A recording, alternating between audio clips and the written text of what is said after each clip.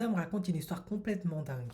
Elle dit qu'elle a rencontré sur Facebook un homme, ils se sont contactés, ils ont discuté et ça a bien accroché.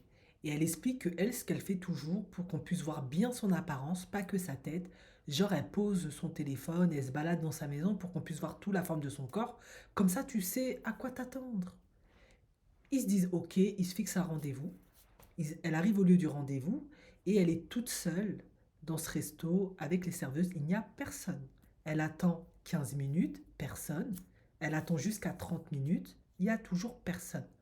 Il y a un bus qui arrive, sauf qu'elle explique que c'est pas un bus de la ville, un grand bus, c'est un petit bus genre de 10 à 15 places, genre pour les personnes handicapées, quelque chose comme ça.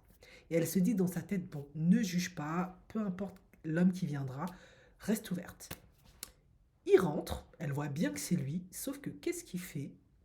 Il ne se dirige pas à la table où elle est, il se met à une autre table. Il reste 5 minutes, il se lève et il sort. Il ne lui dit rien. Elle est choquée, sidérée. Genre, c'est comme s'il l'avait pas vu. Alors, qu'est-ce qu'elle fait? Elle se lève et puis, ben, elle se met à côté de lui puisqu'il attendait son bus. Et elle lui dit, ben, ravi de d'avoir fait ta connaissance, hein. À plus. Elle prend sa voiture et elle s'en va. Et elle l'a bloqué sur Facebook, Messenger ou je sais plus. Quelques temps plus tard, les jours et un mois passent, je sais pas trop quoi, et il lui envoie un message en lui disant de signer un album, je sais pas quoi, photo. Et elle lui écrit mais t'es sérieux, tu m'as ignoré lors de notre date, tu m'as pas calculé, t'as fait comme si j'existais pas, pourquoi je devrais signer ton truc? Et il lui dit ben je suis désolé, mais je n'avais pas vu que t'étais grosse. Elle était tellement choquée qu'elle l'a bloqué de partout.